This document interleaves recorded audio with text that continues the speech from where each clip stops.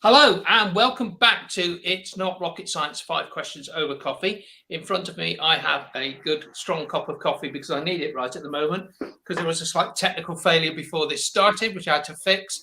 Always love it when a plan comes together. But I'm here today with Emma Westley, who runs Emerge.io, a small business marketing company. She is a fractional chief marketing officer. She works for small businesses as their marketing officer. And I hope we're going to have a really great session talking about that today. Emma, welcome to the podcast. Thank you, Stuart. Nice to be on. And I unfortunately don't have coffee because I don't drink coffee, but I have tea. So I hope that's acceptable. Tea is as acceptable as anything else is. I would suggest that glasses of wine whilst you're doing this are probably a bit one stage too far, but that's entirely a bit early for that. Yeah. So Emma, tell us about the sort of people you help with their business growth. Sure. So I predominantly focus on B2B companies. I've done a 20 plus year stint working with B2B companies. So that is my lane. I will stick in it. But I mainly help startups, tech startups, and early stage AI startups, for example, and then additionally service-based companies, professional services, or other service-based businesses, small businesses, and maybe creeping up into the medium-sized as well. And what's the problem they've got that you help them to solve? So I think at the moment, especially, the biggest problem is doing more with less. That's something that probably a lot of startups will know anyway for years, but especially at the moment with continued uncertain economic times, limited budgets, maybe not getting the funding that they need. All of those factors are sort of coming together at the moment, and what quite often happens in these sorts of situations is marketing is hit with budget cuts, and it is this whole like doing more with less, less money, less resource. But those companies still knowing that they've got a good solution, a platform or a service that they know will add value to the customers that they're trying to sell into. And what have they done to try and overcome those problems that you help them to sort of fix with your services? So very often when I get into a company, start working with them, what I see is they've tried sort of doing everything, but just scaling budgets back. So if, for example, they're doing some sort of paid marketing, all they've done is just reduce the budget on that marketing and hope for the same results. Or the other big danger is on the resource side. And this has been going on for years, but it's happening more and more at the moment, is companies trying to find these marketing unicorns. So they'll think, okay, we need someone in to help. And what does that person look like? And so they start listing out all the sorts of responsibilities that person will have. And when it comes to marketing, it'll be, SEO, content marketing, paid marketing, lead gen, demand gen, and the list goes on. And what they end up getting is maybe a candidate, although a lot of them struggle trying to find the right people. But they'll get someone in who's not right for the business and has not got the right skill set. And they're just expecting too much of this person because, one person can't always cover all of those different areas. And they just end up, either hand-holding them or not achieving the goals, and especially the business goals, because with that process, they'll often find that their marketing stuff is not aligned with their business goals as well. Mm-hmm. And that's where you come in with your service and what you do to help. So how are you different? So mainly in terms of the amount of time I spend with a company. So I'm fractional, and this term fractional is gaining a lot of ground at the moment.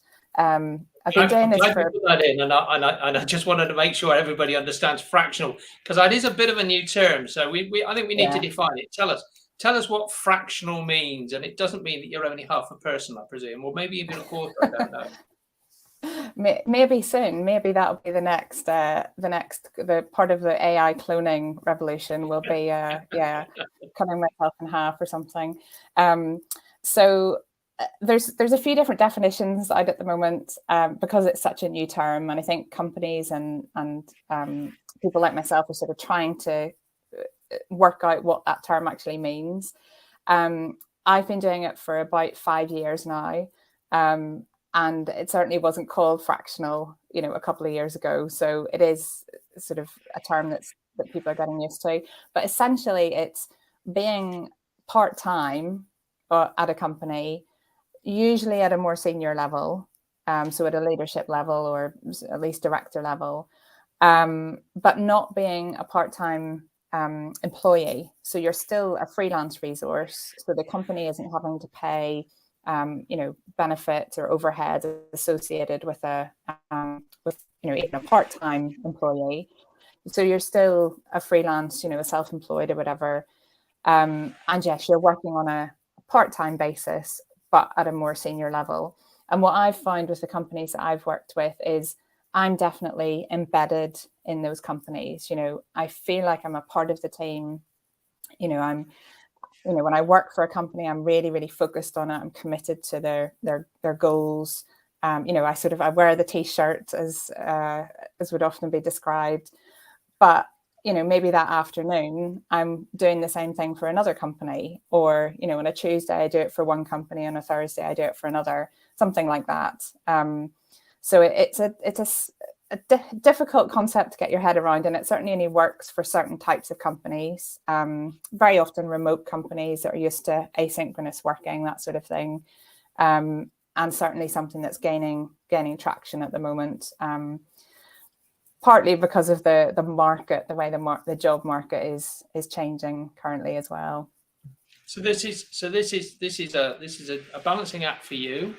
That you have to switch mindsets, you have to switch focus, and you're as present and you are as involved in company A as you are in company B, and you don't allow any distractions from one. But how does the business owner manage their involvement with you? Because on a Wednesday a need might crop up and you're not technically working for them on a Wednesday. So how do they manage that aspect of their lives?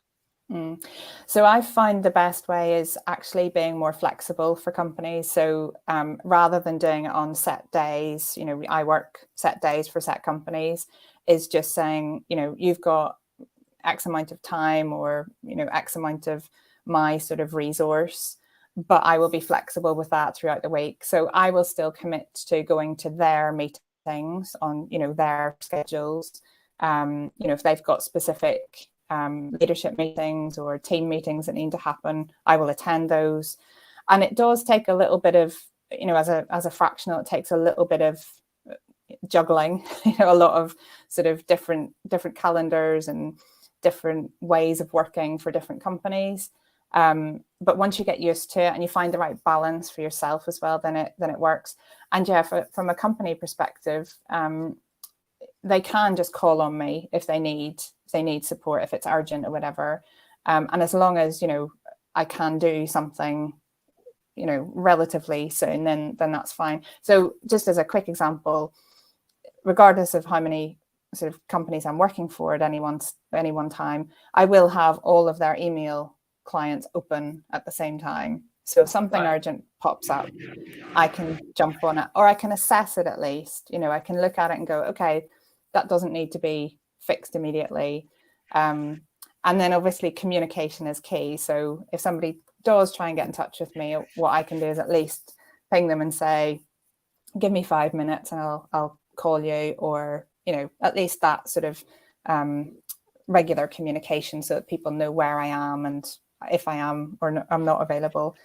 And then finally, I think, there are, for companies as well, it helps them focus. So it helps them sort of understand, actually, is that important? Is it urgent? A bit like going back to the whole urgent priority matrix. It makes them think a little bit more about, actually, yeah, is it important? Does it really need to be fixed at the moment, or can it wait? And very often what happens is in that waiting, the issue's fixed or a solution will come up. Jumping on things straight away is not always the best approach. So I know that you've got a valuable free offer for people, and I'm just gonna and this is a sort of 30-minute session free with you in order to sort of get people clear on some of the things they want to sort of sort out in their business. So do you want to tell us about the 30-minute session? Yeah, so I called it a pick your brain session, which a lot of people will obviously recognize, and I'm sure lots of other people get asked about, can I pick your brain? And it's a 30-minute session either for companies that want to explore what fractional is, is it right for them? Would it work for them? Especially if if it's in the marketing area. Maybe it's for startups that are feeling a bit constrained, a bit pinched at the moment with budgets, and thinking, I know I need to do that, but I don't have enough money for it. So what are the other options, resource-wise, that I can pull in or I can leverage? And then on the flip side, I also do these sessions for other fractionals. So people start looking to get into fractional work, maybe if they've just been made redundant, or they're thinking about actually want a slightly different way of working. I can sort of share some of the things that I certainly did wrong along the fractional journey. Any other sort of tips and advice for how to get started, and things like productizing services or packages, positioning, all that sort of stuff. Brilliant. So there must have been some book or course which started your journey into sort of learning this. So what was the spark? What was the thing which started you in this journey towards, well, both marketing and fractional marketing officer? I don't think there was any one book that sort of got me into fractional, but there is one book that I always come back to in terms of how I work and how I do my marketing especially with startups. And it's a book called Talk Like TED by Carmine Gallo. It'll seem completely random, but basically this guy, Carmine Gallo, he's been through lots and lots of TED Talks, and he's analyzed which are the good ones, which get engagement, how do people pitch their talks. It's fascinating insights into the world of TED, I suppose, as well. But the thing that I sort of I really grasped onto and love is he talks about this rule of 3 and how the brain is primed to think in 3s. There's some sort of mathematical side to it in terms of pattern recognition. But also it's a good number for people to grasp as, it's not too few, but not too many, basically. And so I just use it for everything, when I'm actually doing my marketing work, positioning statements or trying to come up with marketing plans. I use the rule of 3. If I'm doing my own sort of like thinking through concepts, I always try and sort of bucket it into 3 concepts. I think in the book he also mentions that it's something that Apple use quite a lot, and especially their leadership follow this rule, especially when they're doing sort of internal presentations. And it's so simple, but it really works. It's brilliant. It's really good for remembering things as well. Yeah, it is a good concept.